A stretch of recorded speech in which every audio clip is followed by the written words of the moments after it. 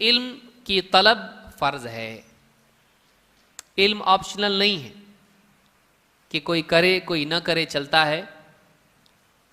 بعض لوگ یہ سمجھتے ہیں علم تو علماء کا کام ہے، بھائی علم کس کا کام ہے؟ علماء کا۔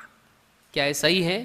نہیں، ہر مسلمان علم حاصل کرنے کا مکلف ہے، اس لیے کہ ہر مسلمان عقیدے اور عمل کا مکلف ہے۔ توحید اور اتباع سنت کا امت میں کون مکلف ہیں؟ سارے مسلمان۔ لہذا توحید کا علم حاصل کرنا اور سنت کا علم حاصل کرنا، اس کا مکلف بھی ہر مسلمان ہے۔ آپ کو منزل پر پہنچنا ہے، راستہ آپ نہیں جانتے، کیسا پہنچیں گے آپ؟ تو اگر آپ کو منزل پر پہنچنا ضروری ہے تو اس منزل کا راستہ جاننا بھی ضروری ہے۔ تو ایک انسان کے لیے دین کا علم حاصل کرنا فرض ہے، جس چیز کا وہ مکلف ہے، یعنی اس کے لیے کرنا ضروری ہے، اس کو سیکھنا بھی ضروری ہے۔ اللہ کے نبی صلی اللہ علیہ وسلم فرماتے ہیں طلب العلم فریضۃ علی کل مسلم، علم کی طلب ہر مسلمان پر فرض ہے، علی کل مسلم، ہر مسلمان پر۔ بعض روایات میں وہ مسلمہ کی زیادتی ہے، علماء نے کہا کہ وہ زیادتی کیا ہے؟ ضعیف ہے، صحیح نہیں ہے۔ حدیث کیا ہے؟ علم حاصل کرنا ہر مسلمان پر فرض ہے۔ اس میں عورتیں آتی کہ نہیں؟ مسلمان نہیں ہے نہ ہو، مسلمان میں عورتیں بھی آتی ہیں، مرد اور عورت۔ عورتیں عام طور سے دیکھیے، بعض اوقات مرد تو بہت ایکسپرٹ ہوتا ہے، واٹس ایپ پہ وہ ہر ڈیبیٹ جیتتا، لیکن گھر میں بیوی کو معلوم نہیں۔ توحید کی کتنی قسمیں ہیں؟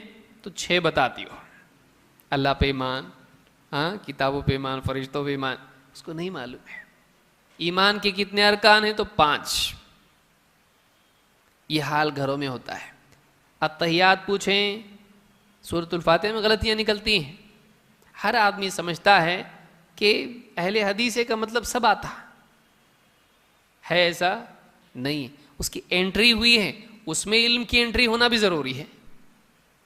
ایک آدمی بعض اوقات سلفی ہو جاتا ہے، اہل حدیث ہو جاتا ہے، لیکن وہ کیا ہوا اب؟ ہاں میں آیا، لیکن اس کو آیا نہیں، اس کو بھی تو آنا ضروری ہے۔ یہ کب معلوم پڑتا؟ جب امامت کے لیے جہری نماز میں اس کو آگے کرتے ہیں، نہیں آتا میرے کو، میں نہیں جانتا ہے، سورہ فاتحہ پڑھنے نہیں آتا، سورۃ العصر میں اٹک رہا ہے۔ آپ دیکھیے انسان زندگی نکل جاتی ہے۔ بعض اوقات گھر والوں کو نہیں معلوم، بچوں کو نہیں معلوم ہے۔ بچوں کو بیٹھ کے ہم میں سے کتنے لوگ سکھاتے ہیں؟ علم ضروری ہے، مرد عورت سب کے لیے ضروری ہے، اور ماں باپ کی ذمہ داری بچوں کی تربیت ہے، آگے بھی آئے گا وہ انشاءاللہ۔ تو علم حاصل کرنا ہر مسلمان پر کیا ہے؟ فرض ہے، اگر نہیں کرے گا گناہ گار ہوگا۔ لیکن کون سا؟ سارا علم دین کا؟ سارا علم نہیں۔ کتنا علم؟ جتنے کا وہ مکلف ہے، جو عمل اس کے لیے ضروری ہے اس کا علم حاصل کرنا بھی ضروری ہے۔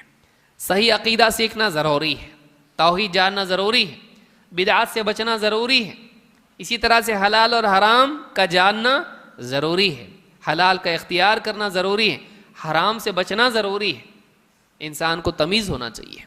تجارت اگر کر رہا ہے، تجارت کا علم ضروری ہے، سود کیا ہے، کون سی بے حرام ہو جاتی ہے، کون سی بے حلال ہے، معلوم کرنا ضروری ہے اس کو۔ پارٹنرشپ کر رہا ہے، اس کے اصول کیا اسلام کے معلوم کرنا ضروری ہے۔ حج کے لیے جا رہا ہے، حج کا علم حاصل کرنا ضروری ہے۔ روزہ رمضان کا مہینہ آ گیا، روزہ رکھ رہا ہے، روزے کا علم ضروری ہے۔ جیسے جیسے عمل اس پر لازم ہوتا ہے یا عمل کا ارادہ وہ کرتا ہے، اسی وقت اس کے لیے عمل سے پہلے اس کے لیے کیا ہے؟ علم ضروری ہے۔ یا جو حوادث پیش آئیں، کوئی نوازل اس کو پیش آئیں، جیسے حالات پیش آئیں فوراً اس کے لیے علم حاصل کرنا ضروری ہے، اس بارے میں علماء سے پوچھنا ضروری ہے۔ تو علم حاصل کرنا یہ فرض ہے، لیکن علماء نے علم میں 2 قسمیں بتائی ہیں، فرض عین اور فرض کفایہ۔ فرض عین کیا ہے؟ جو ہر ایک پر فرض ہے۔ فرض کفایہ کیا ہے؟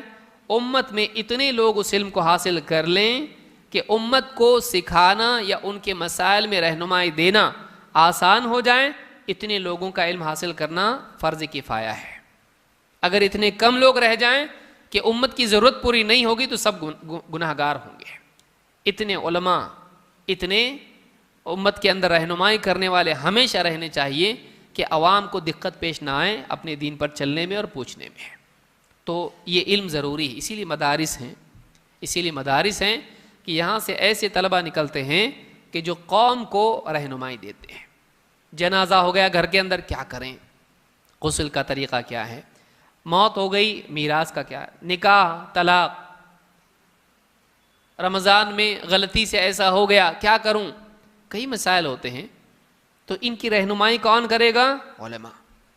اب جیسے مسئلہ پیش آیا علم حاصل کرنا ضروری ہے. اپنے دل سے کچھ بھی کر سکتا ہے؟ نہیں، علم ضروری ہے. طلب العلم فریضۃ علی کل مسلم، ہر مسلمان پر علم حاصل کرنا کیا ہے؟ فرض ہے. وَإِنَّ طَالِبَ الْعِلْمِ يَسْتَغْفِرُ لَهُ كُلُّ شَيْءٍ حَتَّى الْحِيتَانُ فِي الْبَحْرِ. طالب علم کے لیے ہر چیز مغفرت کی دعا کرتی ہے، یہاں تک کہ سمندر کی مچھلیاں بھی اس کے لیے مغفرت کی دعا کرتی ہے. ابن عبد البر نے اپنی کتاب جامع بیان العلم میں اس کو روایت کیا اور یہ حدیث صحیح ہے. طالب علم کے لیے ہر چیز مغفرت کی دعا کرتی ہے.